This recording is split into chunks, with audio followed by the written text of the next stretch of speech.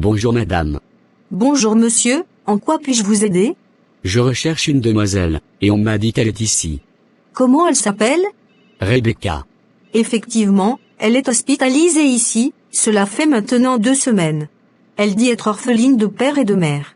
Jusqu'à présent aucune de ses factures de sa prise en charge, ni de ses soins n'a été réglée. La facture s'élève à combien? Hier, ça nous faisait 950 000 francs, aujourd'hui ça nous fait 1 150 000 francs. Il n'y a pas de problème, je règle les factures. D'accord monsieur, je vous emmène dans le bureau du docteur. Vous êtes qui pour cette jeune fille? Elle ne me connaît pas, mais moi je la connais. C'est grâce à son père, je suis ce que je suis aujourd'hui. Je vis au Canada depuis 15 ans, je suis rentré au pays il y a 2 semaines de cela. Depuis mon arrivée, je recherche cette jeune fille, et mes recherches m'ont emmené ici. Cela fera bientôt aussi 2 semaines qu'elle est dans notre clinique. Elle a fait un accident et on devrait l'opérer, nous l'avons fait grâce à Dieu, elle commence à se rétablir. Seulement depuis lors, aucun de ses parents n'est venu lui rendre visite. Il y a un homme qui s'est présenté comme son fiancé, depuis qu'il a quitté la clinique il n'est plus revenu. Toutes nos tentatives pour le joindre pour avoir son autorisation avant de l'opérer, ou pour régler la facture ont été vaines. Son histoire m'a beaucoup touché. C'est la vie, on n'y peut rien. Je peux la rencontrer? Bien sûr, j'informe l'infirmière, elle va vous y emmener. Merci beaucoup monsieur, pour tout ce que vous avez fait pour elle. Je vous en prie, c'est mon travail. J'ai été chez Joseph, comme tu me l'as demandé.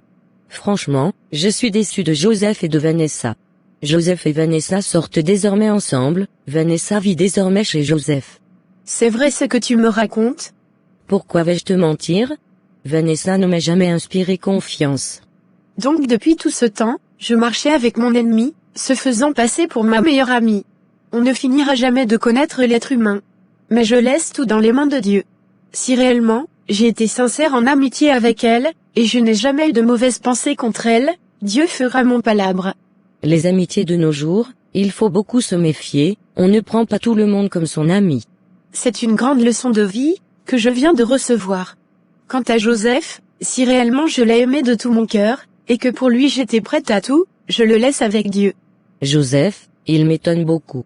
Quelqu'un qui porte un prénom biblique, et il se comporte comme un démon. Certains parents doivent savoir bien choisir le prénom de leurs enfants. Parce que tu ne peux pas t'appeler Joseph, et être un infidèle et un homme à femme. Tout ce que Dieu fait est bon, je rends grâce à Dieu pour tout ce qui m'arrive dans ma vie.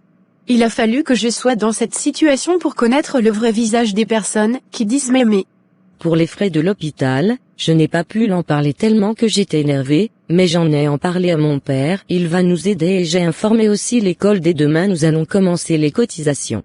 Julienne, merci beaucoup pour tout ce que tu fais pour moi, je ne cesserai jamais de te remercier. C'est dans les difficultés qu'on reconnaît ses vrais amis. C'est la vie, on doit s'attendre à tout. Effectivement. Je vais te laisser, je dois aller à la répétition à l'église, quand je finis je passerai te voir. D'accord, merci beaucoup pour tout. J'ai une bonne nouvelle pour vous. Votre facture a été réglée. Ah bon? Par qui et comment? Par un bienfaiteur. Que voici. Bonjour Rebecca, comment tu te portes? Je vous laisse faire connaissance, à bientôt. Donc vous avez connu mon défunt père? Oui, j'ai connu monsieur Gabriel. À l'époque, tu avais 5 ou 6 ans, nous habitions le même quartier, ton père était quelqu'un de généreux. Je venais d'avoir le bac et j'ai obtenu une bourse d'études pour le Canada, lorsque j'ai obtenu mon visa, je n'avais pas les moyens pour m'acheter un billet d'avion. J'ai contacté ma famille, mes oncles, mes tantes, personne n'a voulu m'aider. C'est ainsi que j'ai contacté votre père, il était très content pour moi, et il a décidé de m'acheter le billet d'avion, et le jour de mon voyage il m'a remis de l'argent de poche.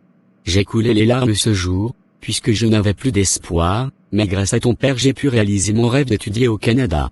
Et c'est grâce à lui, que je suis ce que je suis aujourd'hui. Je finirai jamais de lui dire merci.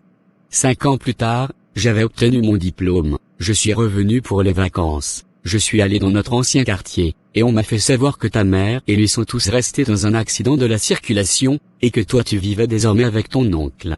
Effectivement, je vivais avec mon oncle, mais lui et sa femme me maltraitaient, j'ai dû quitter chez eux pour me louer une chambre. Je suis vraiment désolé pour tout ce qui t'est arrivé. Actuellement, tu fais quoi comme activité pour t'en sortir? Je suis étudiante, j'aurai ma licence cette année. Je suis vraiment fier de toi, malgré tout ce que tu as traversé. Tu n'as pas abandonné tes études. Le rêve de mon père était que j'étudie et que je sois une grande dame plus tard, c'est ce que je fais, et je sais de là où il se trouve, il est fier de moi. Désormais tu n'as plus à t'inquiéter pour quoi que ce soit, la graine que ton père a semée avant de s'en aller, c'est toi qui vas récolter les fruits. À ta sortie d'ici, je t'offrirai une nouvelle maison, une voiture, et l'une de mes entreprises qui sont au pays, et si tu vas aller continuer tes études en Europe ou soit en Amérique tu me le diras. Vous êtes vraiment au sérieux?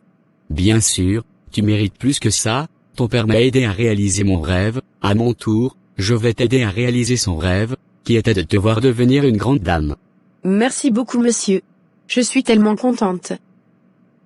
Je vous en prie. Dans cette vie, le bienfait n'est jamais perdu. Vous avez effectivement raison, le bien qu'on fait aux gens, même si ces personnes ne nous le rendent pas en retour, demain que ça soit eux, ou quelqu'un d'autre, le rendra à nos enfants. Justement.